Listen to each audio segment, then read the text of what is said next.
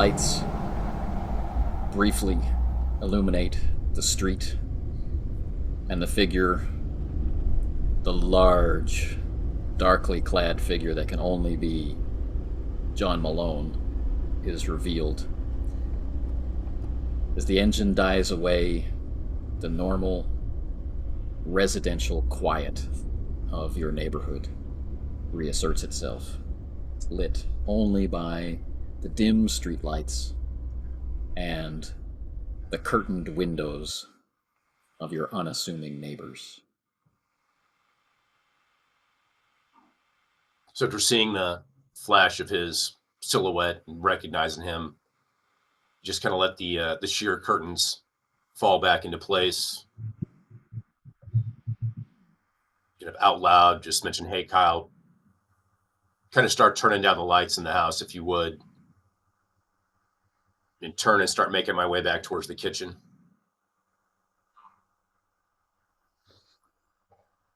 Okay.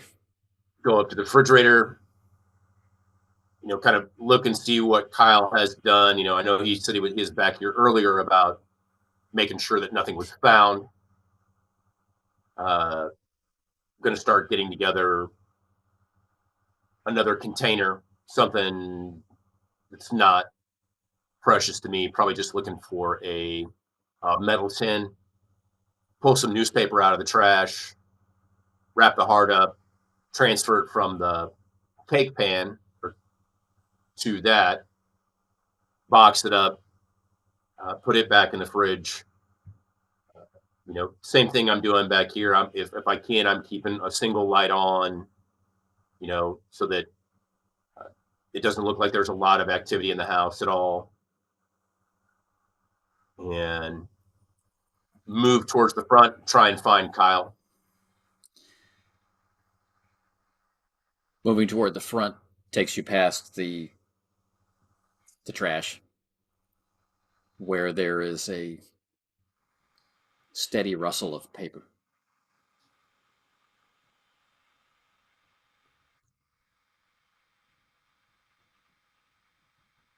Kind of reaching down and then stop just to the position where the trash can is. I'm going to reach over and open up the junk drawer and pull out a spare pencil and kind of slowly move some of the trash around to see if I can spot anything inside it. Because at this point, I'm still a little on edge that something is still in the house. The newsprint that was wrapped around the heart is darkening on one side as the fluids, drained from it. And it could be an illusion, it could be a shadow, or it could be a spasm of a beating motion inside the wrap of paper.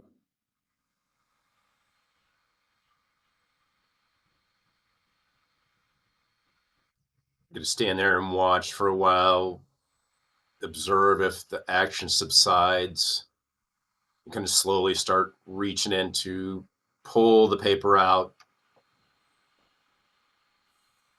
and get everything together, all the previous wrappings, everything together, just get it all together in the tin. So essentially I'm looking around for any other evidence in the trash that I can put into one place. In the back of my mind, I'm thinking about what I would do if I were to come in here and be searching for something. So I'm trying to be as meticulous as I can about collecting evidence. Okay. Gather everything into the, like an old cookie tin, lit it up and put it on the table just to make sure that I know this is the spot that I am leaving it in. Turning back around and going out into the hallway, passing by the trash, I kind of give it that side eye as I move towards the front of the house trying to find Kyle.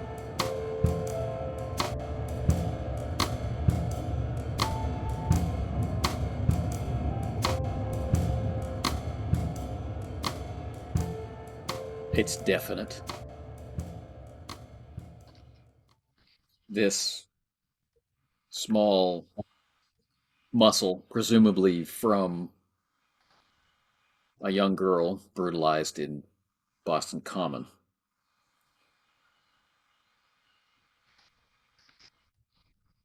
is indeed independently, after hours of stillness, in your refrigerator, beating, not with human intensity, but independently and definitely beating in this collection of trash in the tin. Stopping, I just say, Kyle, watching the heart. And despite everything that's happened this evening, this one thing is just that little bit too much.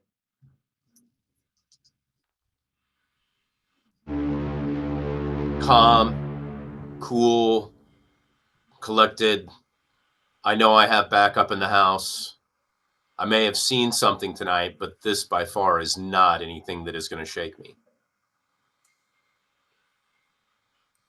Kyle, I need you He's in on here. his he's on his way. You can hear him coming from upstairs. Listening to the sound of his footsteps, watching the heart. He stops at the door, you know, moving the curtain aside. So who's outside?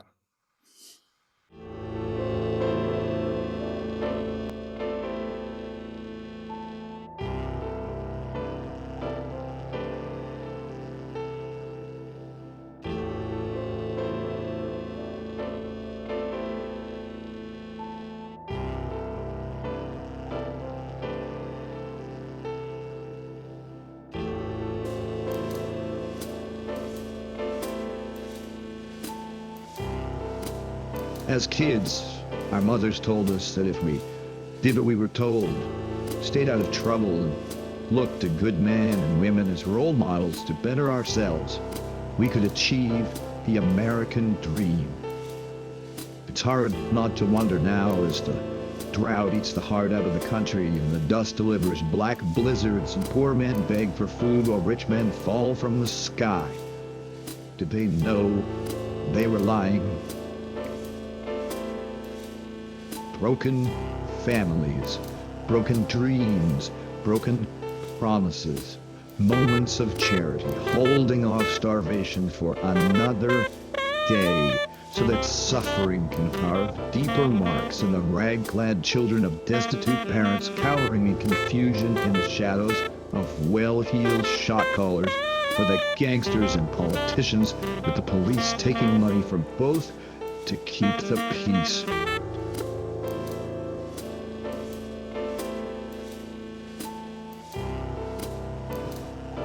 Keep your nose clean.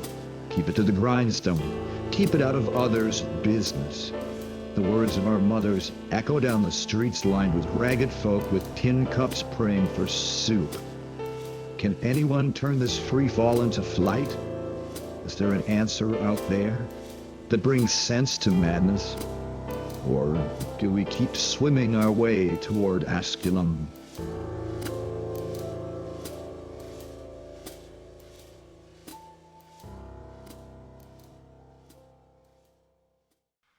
Still eyes on the heart. Without looking at him, I say, I caught a flash of Malone outside. So he obviously knows something's going on. The cop. Yeah. He's been here before. He knows where I live. Nice. A few nights ago, when I left here to go visit a friend, Mr. Spinnaker, the gentleman you met here, somewhere around that day, I had also caught sight of somebody down the street, possibly observing my house. May have been him. Well, at least you don't have to worry about Malone. That's true. Do you see what I see here on the table? Oh, do I really have to look? This time my head turns and looks at him and I said, we're in this together, right? You need to see what I see. I need to see what you see. We both need to be on the same page. Okay. Makes his way into the kitchen, eye contact with you, and then looks down. And then looks down, moves some paper aside, and looks back up at you. So when he's moving the paper to the side, do I see the motions, anything, or has it stopped? No, it's still, I mean, it's not what you'd imagine holding your hand to your own chest. It would look like it's mild, but it's not an illusion. It's not a trick of the light. Look at his face.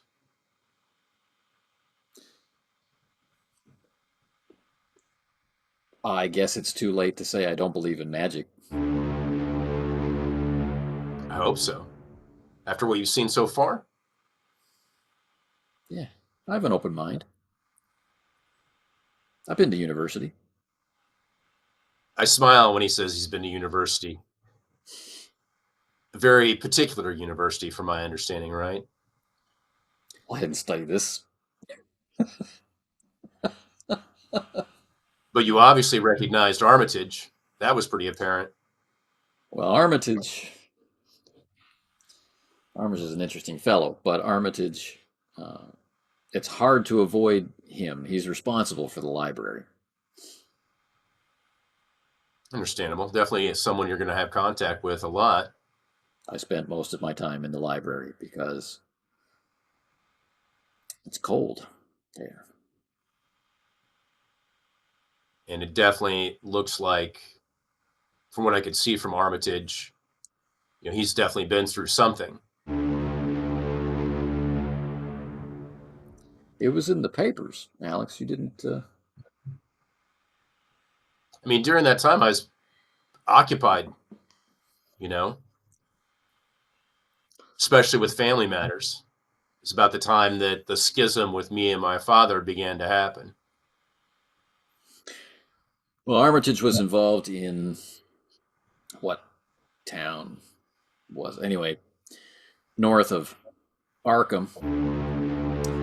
He was involved in I'm going to start my sentence again. He was involved in the investigation and resolution of a series of murders and unusual events, rather lurid and disturbing events, dealing with a rather large family in that area.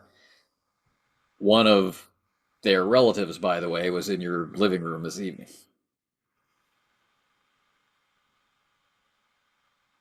Somehow not surprising, kind of walking my way around to the other side of the table from the heart where the kitchen sink's at, kind of leaning back against it. Doesn't sound unlike kind of what's happening here. And looking up at him, we had a few moments to kind of reflect on where we're at so far and trying to figure out how we're going to be able to approach this without attracting too much attention from Bill. Possibly, I don't know. I'm still on the fence about Prince. I don't know exactly where he sits on all this. Let's just say he's unmarked. Okay, well, which kind of brings me to a question I've got for you. If we're going to be on the same page, how did you get involved in all this? When were you? I was on a lot of stakeouts in a lot of strange speakeasies where people were talking an awful lot of strange philosophies. Not the least of which was a group called People and Future. People and Future? Yeah. It's annoying, isn't it? How the grammar's not quite right, but at the same time, it kind of makes sense. It's a little bit of a quip, yeah, but I guess if you're going to have a name, it better be short. And so, was it in a speakeasy where you engaged somebody in conversation? Did you approach them or did they approach you? Well, they approached me because this was one of the ones I've been trying to tell you about, where there's no alcohol at all, no vices of any kind. It's just,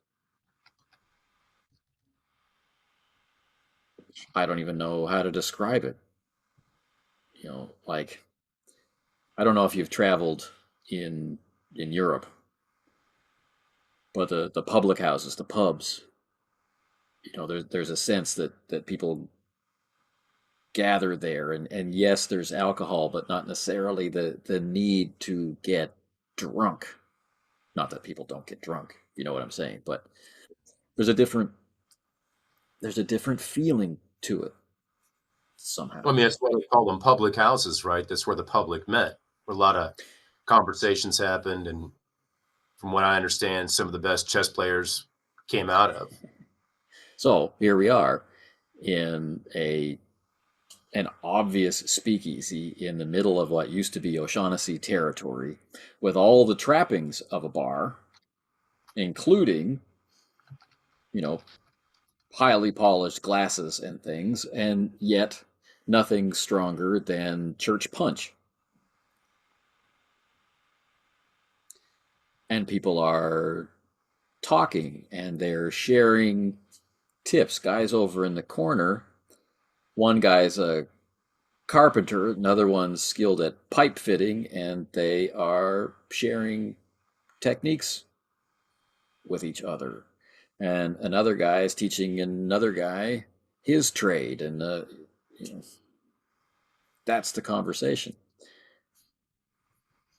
Giving tips about I found work over here, and you could come with me, and maybe we can both you know earn some money. Very convivial, very friendly, and not at all what I would expect in a speakeasy or anywhere else. Now, this is now a Morgan operation, right? Right. Okay. It kind of makes sense given what I'd seen so far. My one visit down to the dock area and into that territory. I mean, everybody down there was, if a bit gun shy of somebody just walking up to them on the street. Uh, Maybe it was just the guy I talked to, but they were very So friendly. I was sitting observing, and a fellow came up to me, unassuming fellow, and just said, "You don't look very happy with your job." And I'm just kind of played it off and said, "Well, I've just started. I'm worried about how I'm going to do. I'm not sure, what to think of, my supervisors, and just normal stuff." And he was like, "Oh, you're going to be the best of friends with your supervisor, and I can put you at ease. I can tell you everything about him." Now, this guy you were talking to, was this Xavier? It doesn't fit your description at all. Huh. What about, no, he doesn't have any tattoos. It's something you haven't mentioned. So is he just a kind of a plain Jane? Just a normal just a normal fellow. Rolled up sleeves, obviously nice shirt, good quality of clothing otherwise, but pretty worn shoes.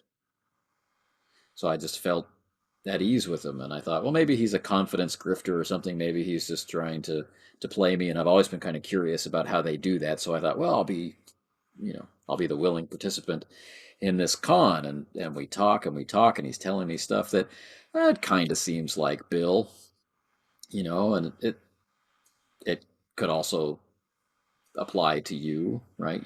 The two of you have a specific attitude about doing the job, meaning you're not on the take. So that's very rare in this town. Stands out. And then he lays out a bunch of cards and says, I can tell your future. And I thought, oh, okay, well, this is the hook where it gets into, and says pick a card and it will reveal to you where you stand in this organization. And I picked a card and I looked at it, and the next thing I knew, the figure ran under my skin. Oh, I know that sensation. Hey, remind me again what card it is that you drew.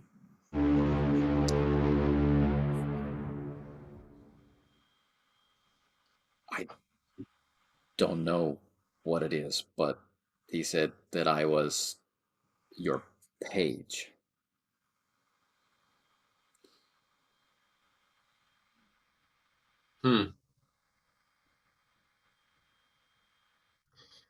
I'm not really that familiar with the occult. And the last time I tried to approach somebody and talk to them about this, I probably made the situation a little off-putting. Sometimes I can be a little gruff about this kind of thing. Kind of feel like I'm out of my water here, Lean over and grab the lid for the tin. Go ahead and cover everything up. I don't know exactly where we're going to be going tomorrow. Glancing over the calendar on the wall, just kind of double check and see where we're at in the week.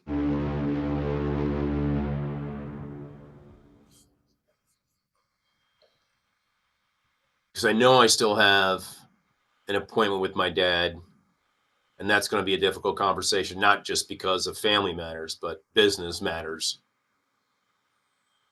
It's That's a interesting that whole you week say, away. Okay, so I got time. It's interesting that you point out that they knew I'm not on the take. So when you look around here, does it look like I'm in a position of someone who needs to be on the take, Kyle? In all seriousness? I think if someone didn't know your last name, they would immediately assume. And then if they know your last name and they're from Boston, they might still assume. How do the rich get richer and all that stuff. And right now, greed's pretty prevalent, right? Greed and desperation. So that means if I'm going to be, or they're going to try and put me in a position, they're going to need some leverage on me. So while we're out and around, if you wouldn't mind, just keep your ears peeled for what may sound like someone trying to gain that kind of leverage.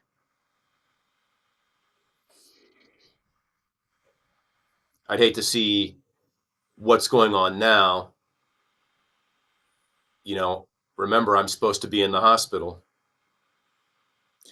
I'd hate to see that reflected on my family, which could make what are already pretty strenuous ties even worse. The last thing I need to have happen is for Dad to cut me off.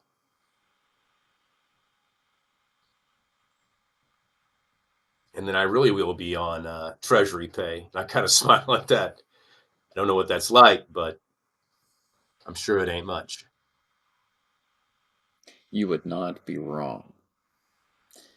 But it's better than nothing at all. So what are your plans? Where do you go from here? You mean with my career? Yeah. With what you know about Boston. Well, my mother always said someone as charming as me should run for office. But I'm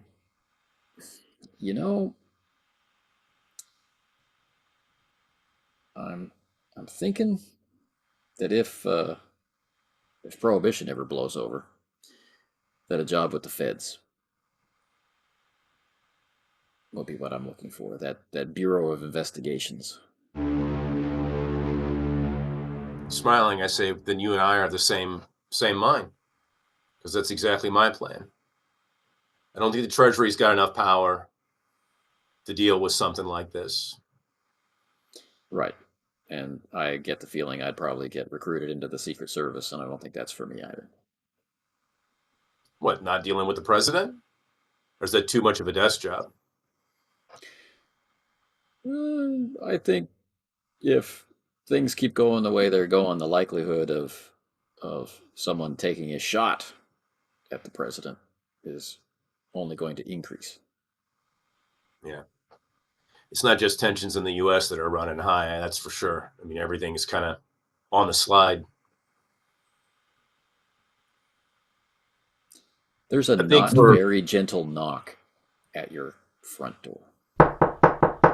Not violent knock, but not, it's dark and I don't want to disturb you. It's not that. It's answer the door.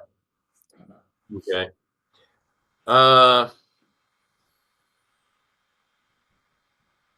Since I'm leaning by the area of the kitchen with the sink, reaching over to the drawer just to my right, slide it open, reach in, pull out a kitchen knife, and look at Kyle and start walking towards the front door slowly. So we're not going to fire any guns now? I don't have one handy for me to be. I know for me to be able to do that, I've got to make my way into the front room where everything had kind of been, we had dismantled everything that was going on. Just checking. I wondered if it was we need to be quiet thing. So I'm going to go into the front room. Just nodding my head as I'm walking towards the front door. So through the lace curtain, there's an immense shadow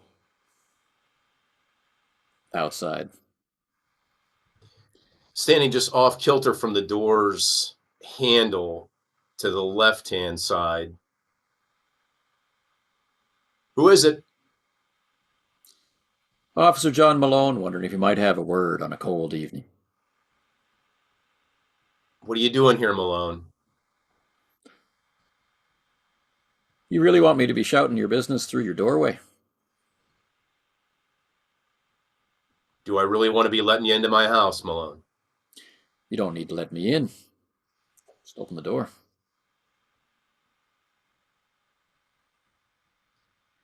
Reach across and open, step back, get some distance, doorway depth, arm depth away from the entranceway.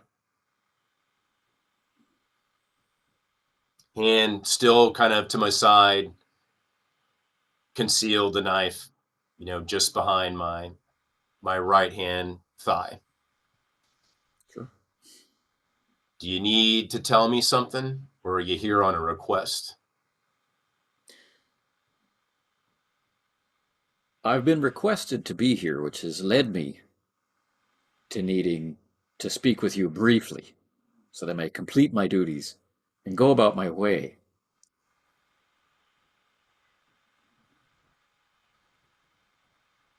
Raise my eyebrows, tilt my head. Anytime now, Malone. The floor is yours.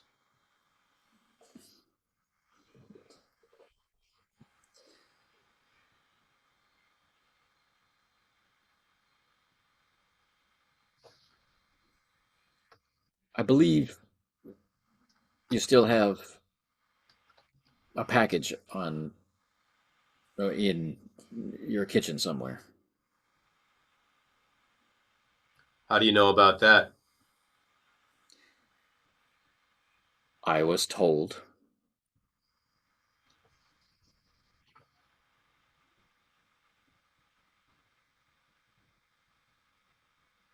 Unfortunately, the information came too late for it to go with the other two.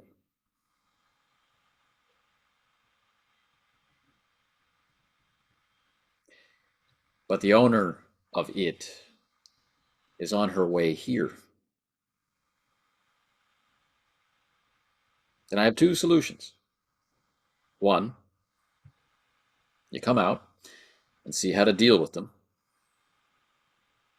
Or two, you say, "Thank you very much, Officer Malone, for spending your nights away from your loving wife to protect me while I sleep." Pick one. Be quick about it. Oh, and do you have a shovel? Oh, I've got a shovel. When you say the owner is on their way here, do you mean the owner, where the heart belongs? That body is on the way here? Yes. I was tipped off that she got up and left the morgue not that long ago. And she'll come to right where the heart is. Yes. And you want me to come out of the house to see how to deal with them? Yes, it's not nearly so demanding as the task you've already performed this evening. But And how do still, you know about requiring that? a little bit of skill. You're proven to know a lot more than appears, and it's really hard to know what side of the argument you're on. So I'll ask you just straight up, what's your card? Oh, my card.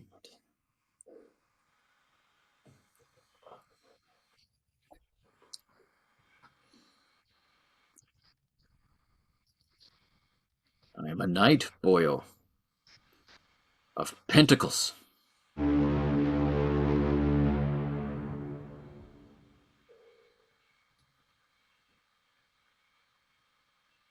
And you're out on your own. No pages with you? I don't want to give up all my secrets. No, I'm just kidding. No, I'm out on my own. I'm a likable man. I don't see why you've got your backup.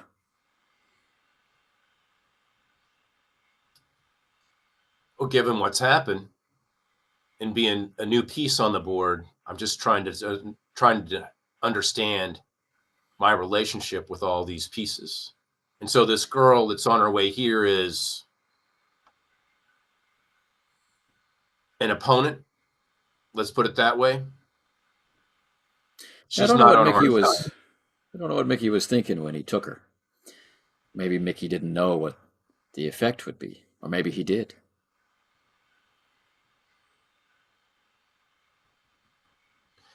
Well, if she's going to come to where the heart is, and you That's what want I'm to take it told. away, No. I want to take it to a dark place, but then when she shows up, I want to end her. I got a dark place downstairs.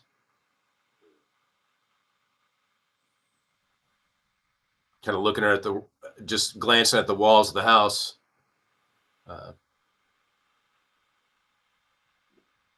Say it's would just be one more story that these walls would see and hear. Oh, you do have a touch of Irish in you, after all. We're in Boston, right? My Mara, she's, from the old country. So what do you say? As one night to another, it would not seem very honorable if I just let you face this foe alone. I 100% agree. As any dirty cop would, right? Always better to have the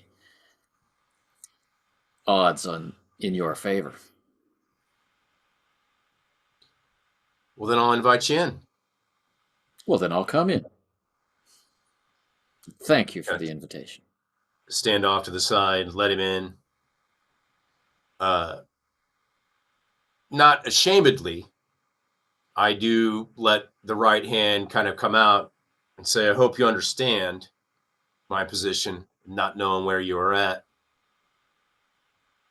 Just head back to the kitchen and we'll collect what we need and I'll get my page.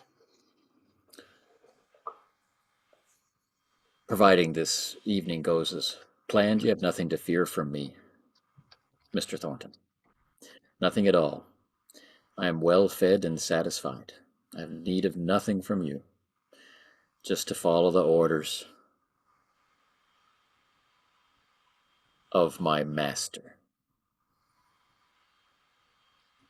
Xavier? You could call him that. That's all I know him by. So I'll follow him back to the kitchen. And as we're making our way back there, we're going to pass by the basement door on the right-hand side, kind of just before you go into that kitchen area. Go ahead and open the door up. I like what you've done with the place. I liked it, better before when all the furniture was in the right place. But don't you think it needs a woman's touch? Seems like every time I take a step in that direction, something seems to get in my way. I had a pretty bad interruption with my first date. Your first date ever? I wouldn't call it my first date ever, but my first date in quite a while. Collecting the tin. You're a busy man. Oh yeah, I'm a busy man. The faster it beats, the closer they are. Anything in particular I need to know before she shows up? She got some kind of weakness? Is she touchable only by us? Kind of the same way Mickey was.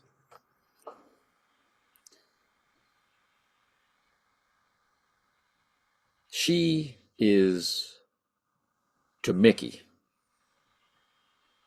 what you are to a saint. It's possible for you to get there, but right now, you're nowhere close. Okay. You'll be able to touch her, regardless of who you are. What about Kyle? Kyle, too. Okay. Anyone. She has all of the hungers, but none of the benefits. So she sounds like she'll be weaker. I mean, Mickey was pretty formidable.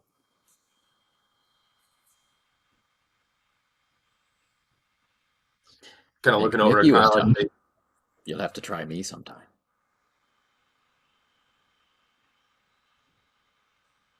Still learning my way around the ring, Malone.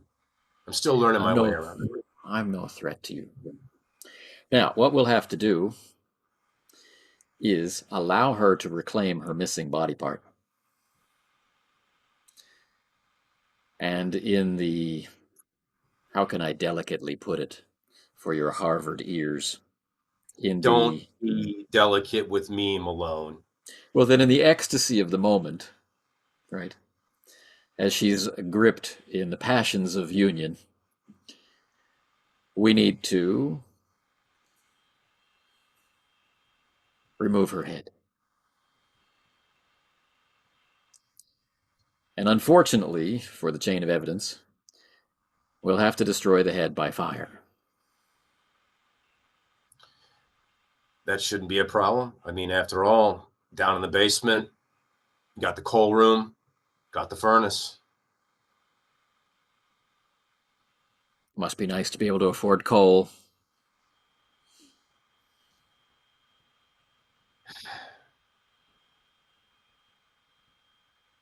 Looking at I'll open the tin. How fast is it beating?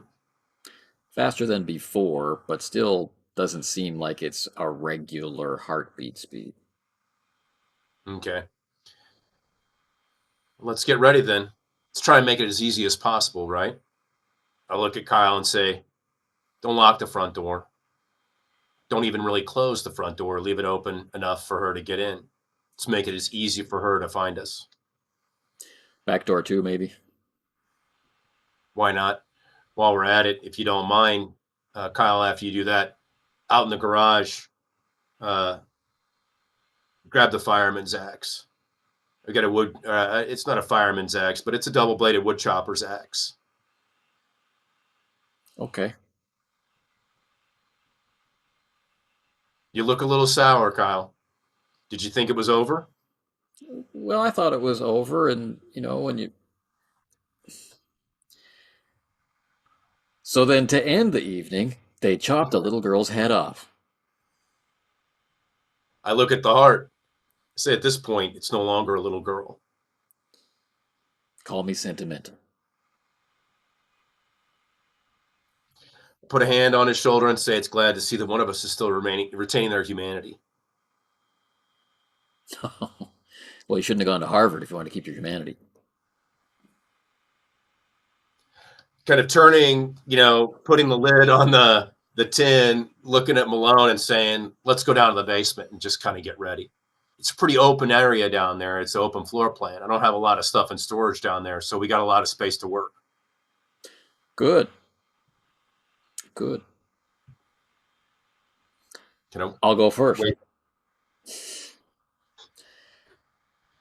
Now, his weight on the stairs is noisy. He's a large individual, right? And he's like leaning back and twisting to the side a little bit to get down the stairs. Watch your head for the keystone. Oh, it's all here. Basements.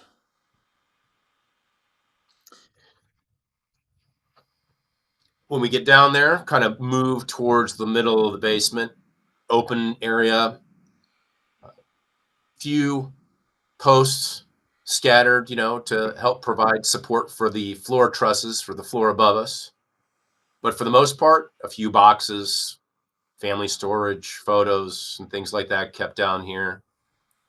Furnace over to one side.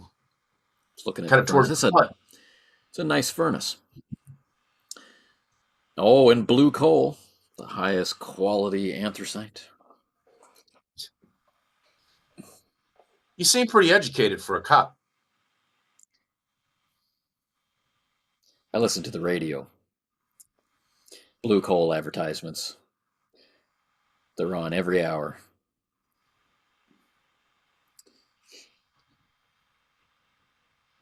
Well, other than the axe and a couple of knives, that's about it, really. So we wait, let her take the bait, and then we got to restrain her and do the deed, right?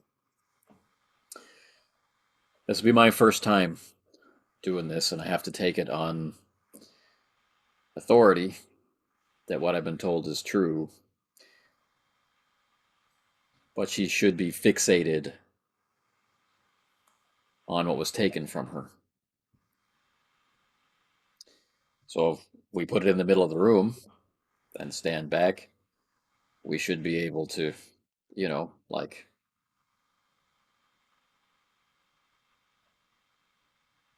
as you do, we should be able to ambush her and end the threat that she represents. Reaching over, I'll take the axe out of Kyle's hands. Say, if you don't mind, I'll take the host's honors. Were you expecting me to protest? Not you, Kyle. I kind of look at Malone. If she proves to be troublesome, I'll prove troublesome right back.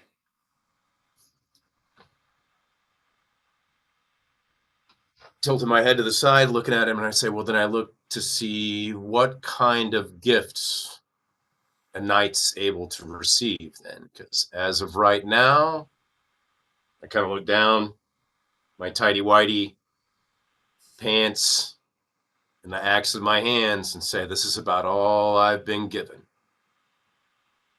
Oh, you might be surprised. You have a glow about you.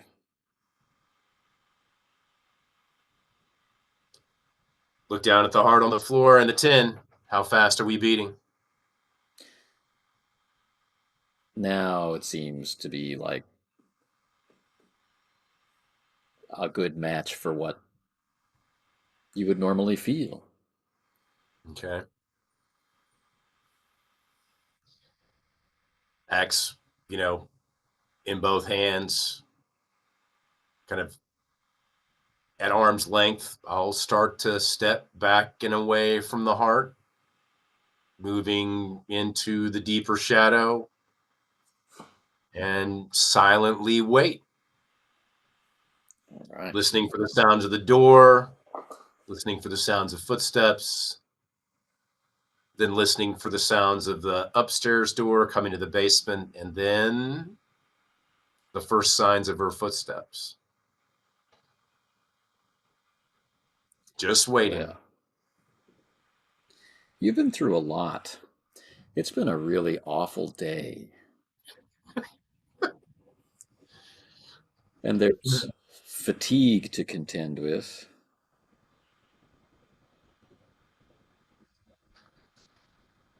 And not exactly the shakes, but that post-competition, post-exertion vibration sense of the shakes. And it's hard to wait. So I ask for you power times 5.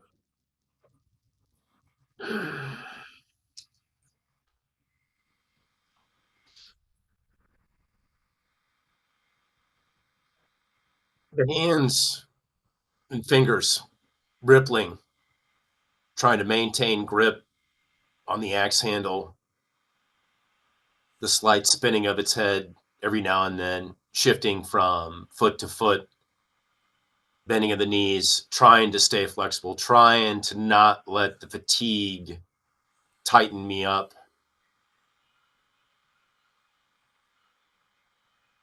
But there's still an emptiness, kind of in the pit of my stomach that round 2 might not be my best round.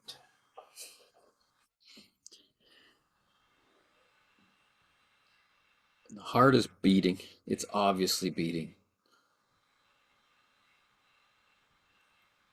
But this house is never, ever fully quiet. Was that creaking sound? Was that the door? Or was that the settling of the house? The shifting of the boards? Rattle of a window pane? Breath's probably a little bit heavy at this point, trying to ignore the fatigue in my ankles. And upstairs, there's the intermittent ability to hear the ticking of the clock. But as the wind blows outside the eaves, or as someone shifts, as Malone persists in not breathing,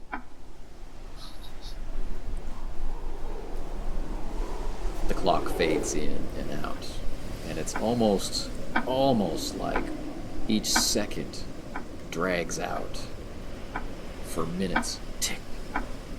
And the next tick should be right on its heels, but isn't.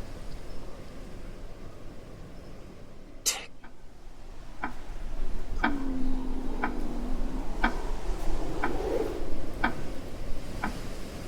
Malone is staring at you. Kyle is staring at you. I am staring at the stairwell.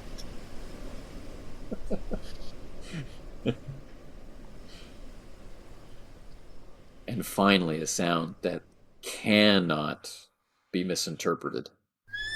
The swinging of the door hitting against the wall. Not with force, but with the wind. Is there anyone there with it? Or is it just the wind?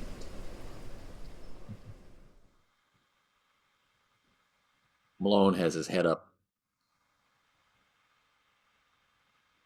Is he sniffing? Kind of looking at him. I know where the door is upstairs, so I'm looking towards the front end of the basement, towards where the coal room and the front porch would have been. Kind of I'm trying to picture the pathway from the door coming in my front down the hallway to the door ajar at the top of the stairs and just trying to beat down the blood racing through my ears so that I can pay attention to the sounds. Steady, but not just footsteps. Furtive footsteps. One side of the hallway. Other side of the hallway. Closer to the kitchen. Into the kitchen. Like an animal might. Getting a lay of the land. And then a little shadow falls down the stairs from the light in the kitchen. And the first steps. And then a couple more steps. And then the muddy, pale feet and ankles.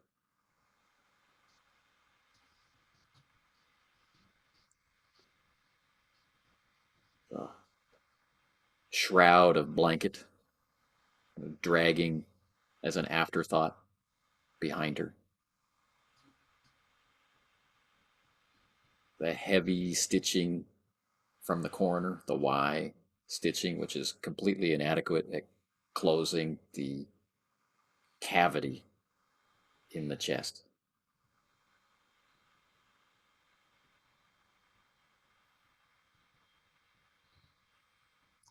Watching it, trying to remain as quiet as possible. Grip the final ripple of fingers on the handle of the axe, both at its lower part of the half and right near the head. Ripple of the fingers and then tight grip. And then, with a hiss of indrawn air, a widening of the eyes, the small figure leaps at the tin,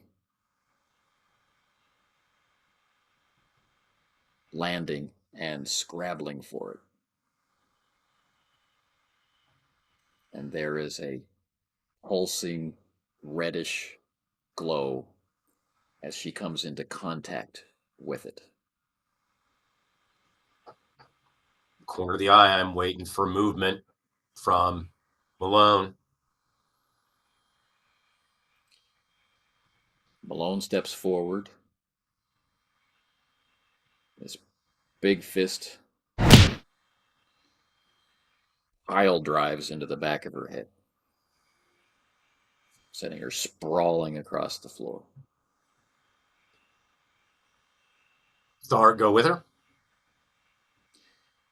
You can see the glow of it in pulsing out of the skin of her back, semi-translucent flesh there with the marks of veins and stitches highlighted as if, you know, through a powerful searchlight through a thin sheet of paper. So right foot coming forward, a bit of a hop step, and just shout out, "You're going to have to hold her still." He plants his big hobnailed boot down on her pelvis. At the end of the short skip, kind of across the basement, hips twisting, shoulders twisting. The head of the axe makes the swing from down by my left ankle all the way around, short, just shy of the ceiling of, hopefully just shy of the ceiling of the basement. And take a swing. Find out. Oh, yeah.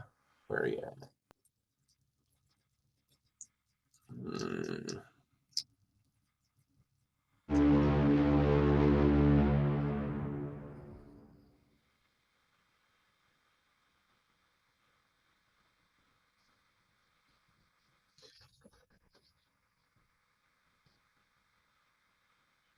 The arc of the axe's head swings hard, misses the floor joist for the ceiling above but comes slamming down shy a foot or so away from her exposed neck. Sparks flying from the floor.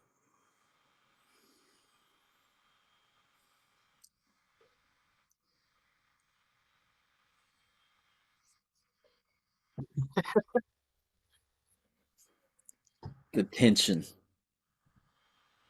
heightens even more. The small figure cannot rise, but not for lack of trying, right? Elbows up, palms with dark, dark claws starting to extend from the fingers, right? Palms pressed tightly into the floor of the basement, right? Trying to lift up against massive Malone's weight and leverage. He's looming over all of his body weight coming down, right? He's he's planted himself like a tree on top of this tiny form. It might not be enough.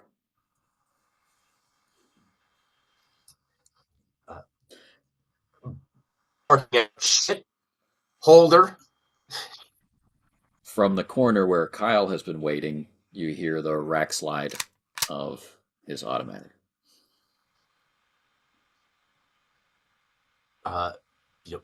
Right foot now, since that was forward, shifting back, axe head pivoting to the right-hand side of the body. Another full-hearted swing, full circle, bringing the axe head around again. Hold her steady.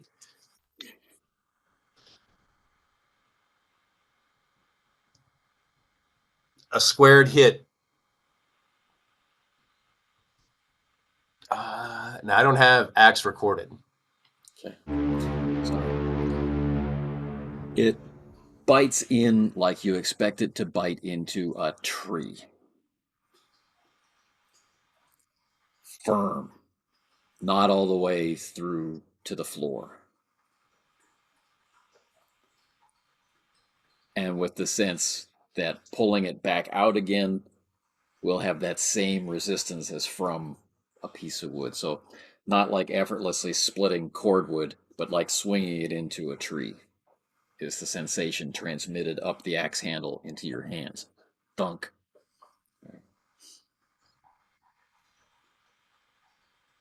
Habit taking over. Right foot comes forward, plant it squarely on her head to lever the axe out of the back of her neck. Okay. Keep her down, Malone.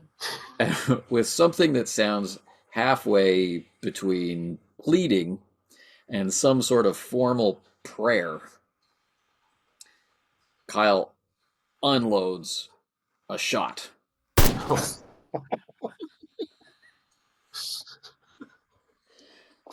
Because the now crimson glow is throwing your axe wielding shadow and Malone's looming darkness up against the walls of the basement.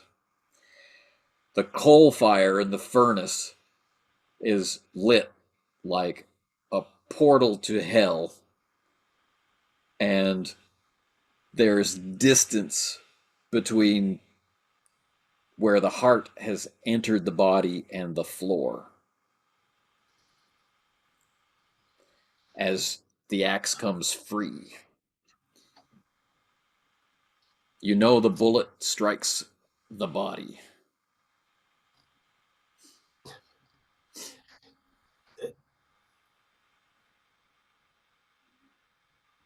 Have to step back, heft the axe, readjusting the grip. It's going to be a short hack motion that comes down as fast as I can. Malone now has his hands on the joists, right? He's pushing himself down to keep her down.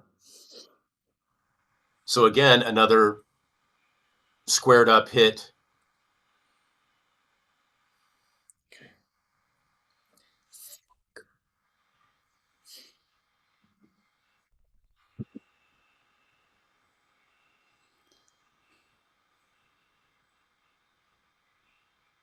Part of it gets most of the way through on one side, but the other side is still intact. We now have two deep wounds, and the head turns.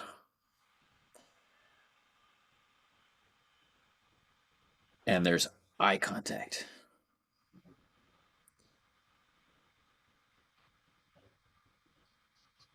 And that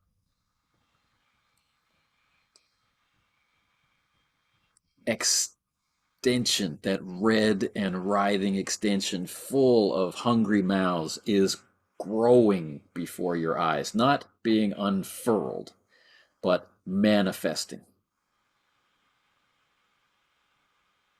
forming out of the red glow, forming out of coal dust, forming out of bits of flesh, forming out of fear to extend toward you. What was not there now is. What was different has changed. And it's a bit too much. Yeah. Yes. I have to check for Kyle as well. Yeah.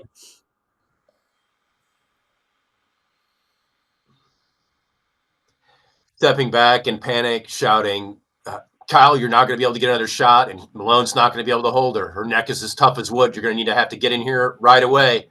And my eyes are focused on that growing abomination. That fear of my last entanglement with it is beginning to grow. And for a moment, I'm frozen. I step back, second guessing my ability.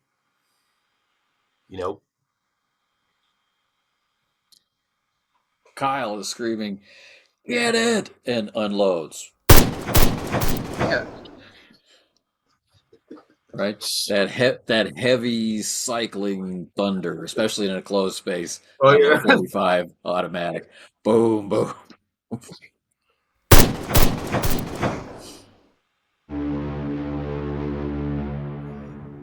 I mean, I'm trying to. Which draws her attention. And the head turns the other way. And the tongue, the many-mouthed tongue, for want of another word, coiling and extending in his direction, right? And the back of the head and the back of the neck exposed to you with the two huge axe wounds, one partway through, one halfway through one side, right? And they kind of widen as her head twists in the other direction. And Malone is, cantered off to one side by the twisting of the body. And he's pushing down, and he's looking at you, right?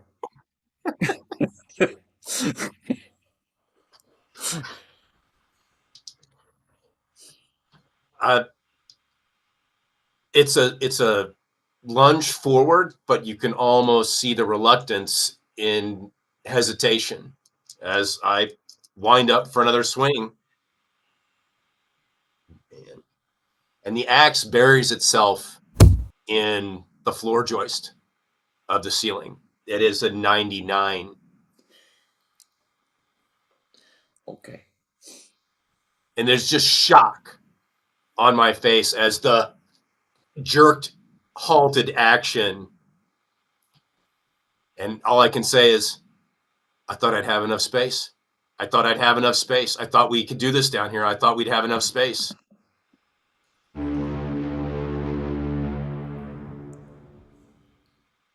A deep breath and a grunt of exertion from Malone, right? And a little bit of blasphemy. And his foot, right? He's got one foot planted on the floor, one foot planted on the small figure, right? He had so much pressure, so much leverage, had exactly the right posture to be driving all of this weight down through his leg toward the floor, yet still it moves as she's clawing into the floor with those dark claws to get toward Kyle. back peppered with the huge, gaping, bloodless 45 rounds. Kyle has realized he's empty, right? And he's fumbling in pockets that bear no extra magazine. And he's backing up. She's moving infinitesimally closer toward him, dragging, almost sliding out from underneath Malone, who then drops on her. Right? Having lost the advantage of leverage, he instead drops down on top of her and begins that pile driving action. And he just keeps saying your name over and over again, right? Thornton! Thornton! Wrenching the axe from the floor joist to the ceiling and dragging it down. I try and attempt a kneeling, hacking motion as I pull down, come down to my knees, and try and bring the axe at the same time down on top of her. Okay. As you're pulling and pulling, he's saying, when the light goes out, we're done for.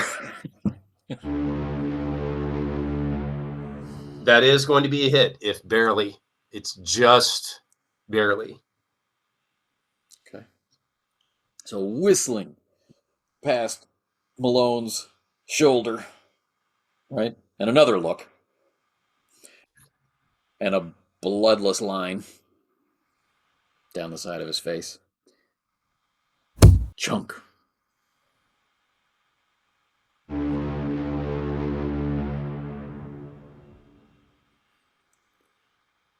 And the head comes away from the neck.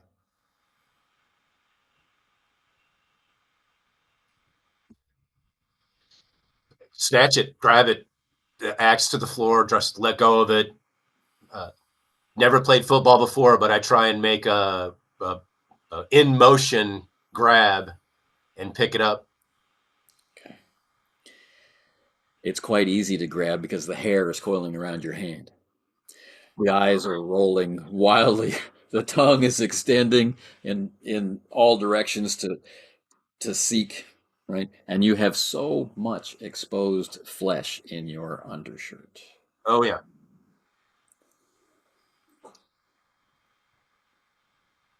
The grate Sliding of the furnace is closed. Kyle!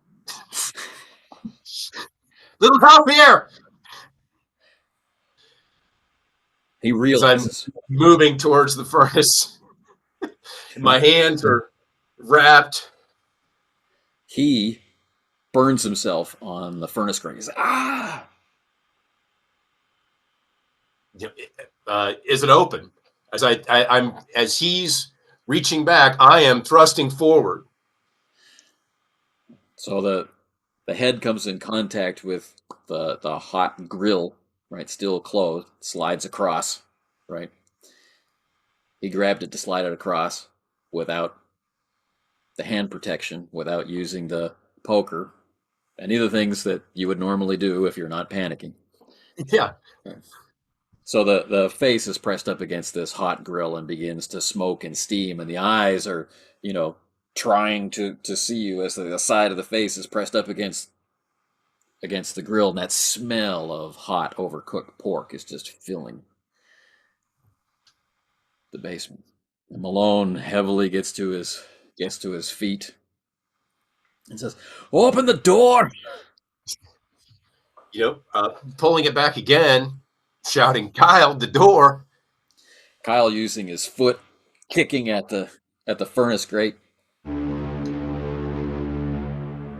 slides it halfway open.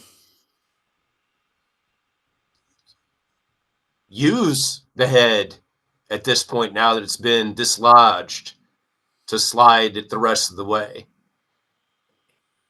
Only now beginning to realize that I don't know how I'm going to disentangle myself from the head as I thrust it into the furnace.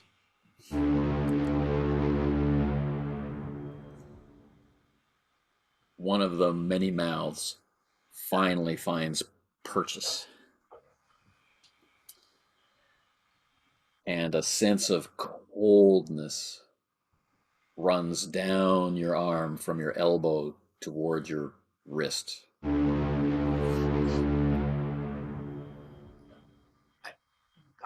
The sensation I recognize, but I know there's nothing I can do. And I know, if anything, a knight has to make sacrifices. And I just lunge the head into the furnace. Hands be damned. At this point, I'm still panicking from the loss of sanity. Inside the furnace, the hair instantly catches. And the mouth opens to scream. And the eyes clear for a second. Not demonic, blazing red eyes, but instead clear and very frightened blue eyes. Right? As the mouth, normal mouth with no strange extrusion, screams for help. Help me. Like any youngster would. As she burns to ash. And that is way too much. Yeah. You bet. Mouth agape. The sound of the human voice coming from the furnace just causes me to fall to the floor and crumple into a position of comfort. I'm trying to find some form, some vestige of comfort. Distantly, right, in that shape, distantly you're aware of impacts against your body as Kyle tries to pull it from the furnace, but heavier impacts as Malone drives Kyle into the dirt. But some time passes.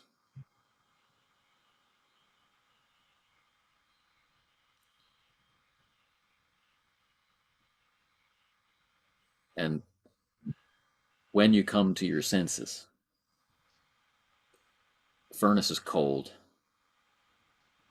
The basement smells like ash. And the beating of your heart is matched beat for beat with the sound of shovel digging into the floor. Dun, dun. Dun, dun. The raining of dirt. Malone is digging a grave.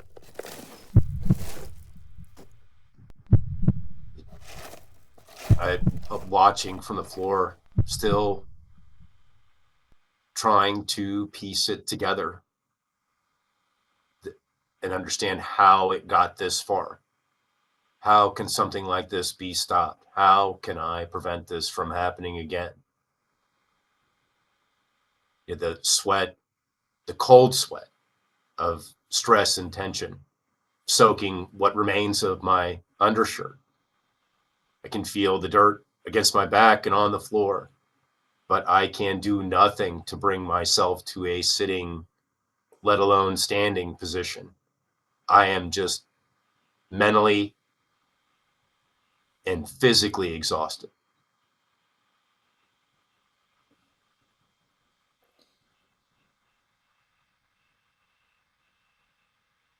Kyle, likewise, sitting in the darkness against the coal. Malone finishes with his deep hole. He digs his way down up to his hips.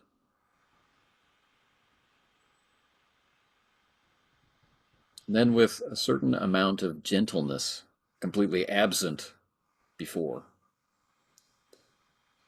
he places the remains in the grave.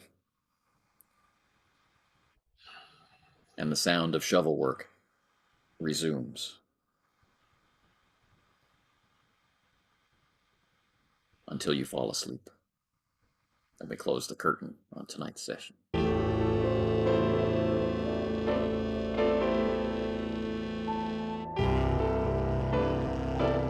Well, that's a rough one, man. That's a rough one. That's tough. It's all fun and games until someone loses a head. Yeah.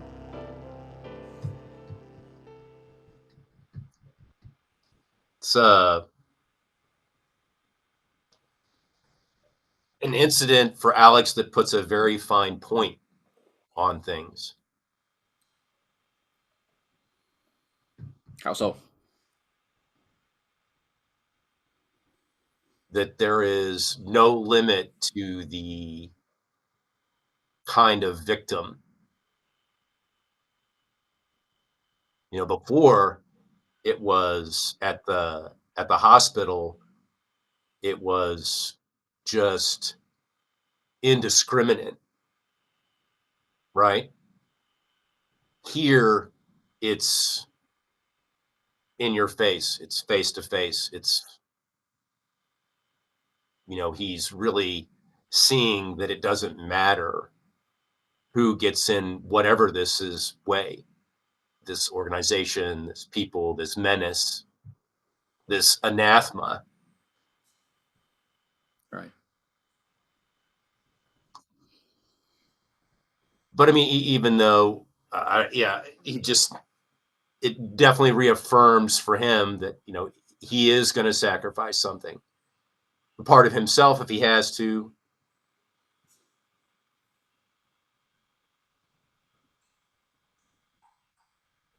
That's, yeah. Yeah. So let's talk a little bit about sacrifice.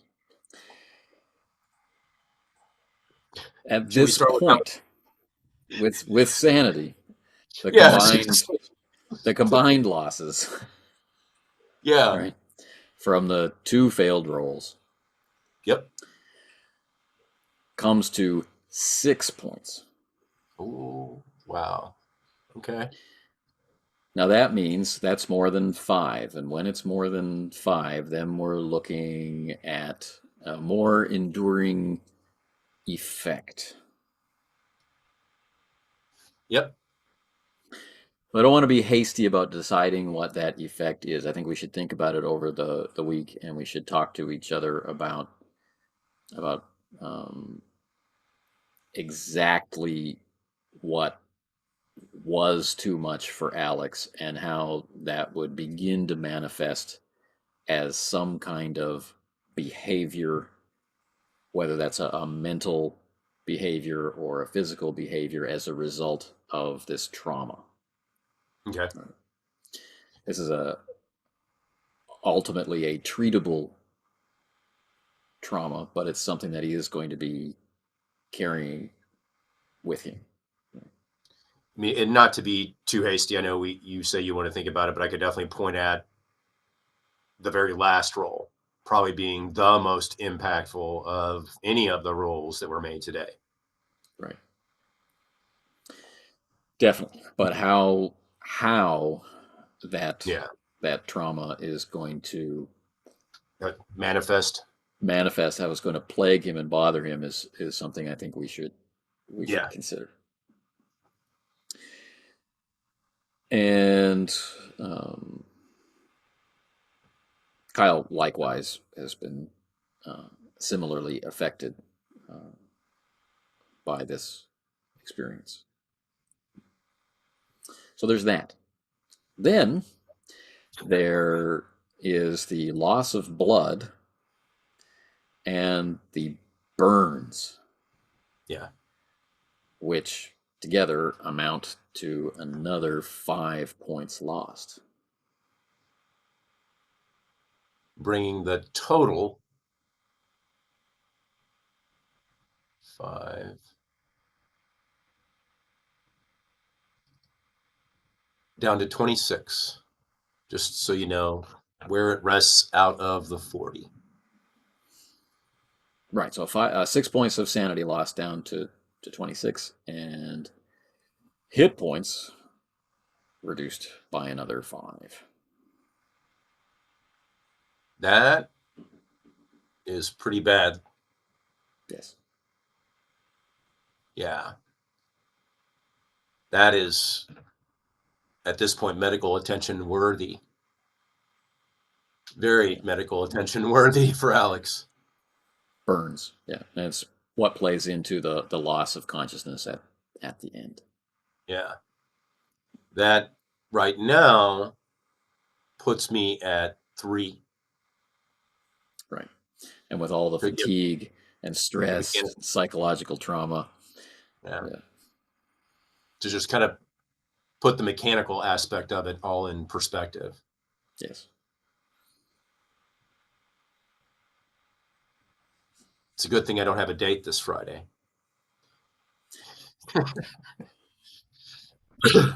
Just with your dad. Yeah. It was written in pen.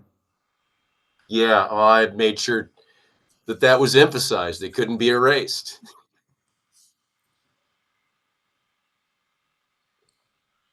Which doesn't mean it can't be scratched out. Oh, I know. Right. I will say Alex is waiting for this satisfaction. Where's the satisfaction come into all this? He said, imagine a life of satisfaction. Yeah, He didn't say he was going to give you one. Exactly. I feel like I'm getting ripped off here. So in terms of playing a horror game, did this cross any lines, go too far, not go far enough? No. I mean, no. I understand for a lot of people, it's a touchy subject. It's not to be ignored, that's for sure. But given my history and relationship with horror, gore, slasher, all of that, this is pretty tame. When you look at, say, for example, something in the fantasy side of it, Brian McNaughton's Throne of Bones, which is kind of like his ode to the ghoul, the same way that Bram Stoker has Dracula. Level of graphicness, level of detail, level of those involved in the action. Like I said, this is kind of middle ground for me. So not uncomfortable at all. That's good. And of course, we're allowing you to imagine what you want in most cases, just focusing on the specific details that need to be there. Yeah. So. It's not gore porn, right? We're not here to elucidate every axe blow, everything like that. So. Yeah. But it does, like I said, it does put something into his mind, it colors his perspective on what's happening now even more so. It's one thing, and that's important from a character perspective, I would think. When you're kind of dealing with this situation where there is an adolescent or child involved, it just puts a much finer point on it, a more sharper edge. The scope of who could be a victim doesn't matter. It is that cosmic, how would you say, distance, that disparity of I don't care about what the effect is. Yeah. Right? Indifference. Yeah. The indifference. Yeah. And there's also a horrible implication in this particular scene. Are you referring to the body in my basement now? Well, there's that. That's more explicit. But I mean, this tragic figure that you battled in your basement is not the only one you've encountered with this type of injury. Yeah. That'll be when he comes to a 2-2 kind of. What about Steve? What about Steve? for whom all is not well. I'm sure at this point, yeah. No, but there is, from an investigative point of view, a pattern is developing, an explicit pattern of evidence, of characteristics that is now, when I see something like this, the body, the corpse, the heart removed, there won't be a sense of, I don't know what's coming next.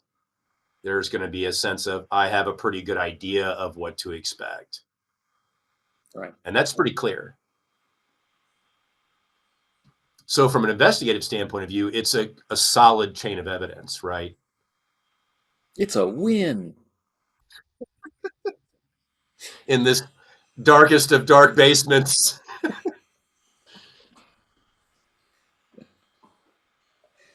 Yes. I was very pleased to have, even though we were kind of being mechanical, I had to roll quite a few dice, especially for damage. Yeah. Right. Despite all that, I had some very intense visual images of this low basement. It was mostly a basement that I had in high school, one where I spent a ridiculous amount of time stacking wood, or having to chuck wood through a small basement window, right, into this huge pile, and then stack it, and then more wood. And it's just, it was like one of the labors of Hercules from my point of view. But it was, standing at my full height, it was just about an inch too low. Right. If it had only been just a little bit higher, I would have been able to stand up straight, which would have been a relief. But it was like every aspect, and where the supports came down were always in the wrong place. So I had a very clear image of this kind of basement for this kind of house. And the furnace in the front corner, which is exactly where our furnace was, although it was a wood furnace, it was very easy to transpose that into a coal-burning furnace with its grate. And I'm sure that was informed in no small part by Nightmare on Elm Street. It's good image. So I had some good images, and the double-bladed axe. That's hilarious. Yes, it was the first one that came to mind. I mean, that's it's the most common, right, in a garage or a tool shed. If you're chopping down a tree, more than likely it's not the single bladed axe. That is for splitting wood. Whereas if you're going to be chopping a tree down, which would be more than something that would probably happen, it's Alex going to doesn't do things by half measures anyway. No. And the basement for me is an image from a house I lived at in Springfield, but expanded, because even though I imagine the upstairs floor plan of Alex's home being very similar to it, the basement was not. It was tighter. So when you would come down the steps, those first two posts for, the floor joists are right there on either side at the bottom of the steps. And then you take 6 steps out into the basement, and here's 2 more. Right. You could literally hold your arms out, and that would be like the distance between them. So there's like no working space. And then towards the back, in the backyard, is the storm doors, the storm cellar doors, storm cellar doors going out of the back of the basement. Very steep stone. It wasn't a wooden staircase. It was the foundation. The stone foundation was actually built also into the steps going up to those storm doors. Right. So yeah, quite a Saturday for a young Prohibition agent about town. One of these days, Alex is going to be able to sit down, actually rest, actually You got some sleep on Thursday night. have something to eat. Considering that the last time I went to go get something to eat, on the off chance of seeing family, was rudely interrupted as well. Hopefully a little bit more than just the sack lunch or the hot dog, You had hospital food. Hospital food. Yeah, that's great. Hospital food is wonderful. There's always room for Jell-O. I should be eating hospital food right now, technically. Yes. Before my trip to the madhouse was rudely interrupted. Earlier, where you could have had, 3 hots and a cot every day for an extended period. Who knows? I might be somewhere around full hit points by now, if that were the case. That's right. And that's another thing too, looking at it, just overall, I mean, the history, because each of these wounds, I don't erase the past one and then mark the new one.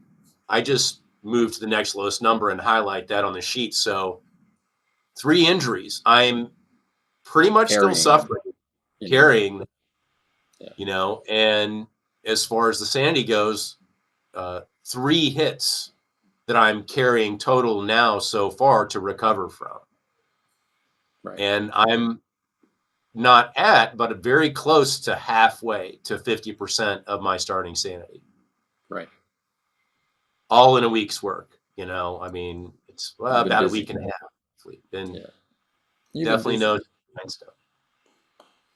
If only I could have Bill's job, where I could sit at the desk, right, and make mountains about your own death. Yeah.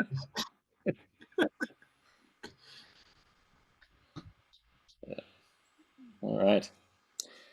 Well, I hope that was fun. No, it is. It always is, because it's another pass over the story. It's another, way to keep adding more material and adding more material. Whether it's an hour, whether it's 40 minutes, it's done with intention, right? We know why we're here. We know what we want to try and accomplish. We know what we're shooting for. It's not like an adventure game. I'm not, how many dungeon rooms did I get through today? Right? How many monsters did I fight? It's definitely search the body and look for loot. Yeah. I was really expecting to have a completely crappy roll more than once swinging the axe.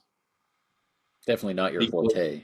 Yeah, that was, and it did come very close with the 90, 98, 99 right there. I was praying not to have the double ot show up, especially after Malone decides to throw his body down on top of her. Yes. Without an opportunity to shout out, watch your head, as I accidentally swing into Malone's back. Accidentally, on purpose. Yeah. Well, wait a minute. Aren't we on the same side? As Malone turns his head to swear at me, and the Samwise Gamgee, I just put the ring on look comes over my face as I've lost my sanity. You only thought we were on the same side, Malone. I've trapped you down here with us.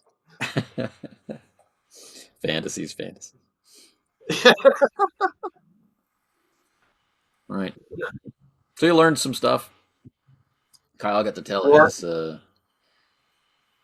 tell his corruption event. And how did you get marked by Morgans? I just had a conversation in a bar. Yeah, I just had a conversation in a warehouse basement. Yeah. Slippery slope. Moral of the story, don't talk to people. Yeah. People shouldn't go around just wandering into basements accepting gifts from random people. Yes. It's no way to form a card. No! We're only playing poker. Anyway. Okay. I'm going to have to eject at this point, but I hope we can have a conversation about your state in play. No, sounds good. As a reminder, you may keep your ears peeled for Same Old G's podcast, which will have an episode. Right. I think he's landing today, You if I on remember. Thursday. Yeah. It All might be right. my Friday, depending on its release date. Okay. Take care. Awesome. You too. Talk to you soon.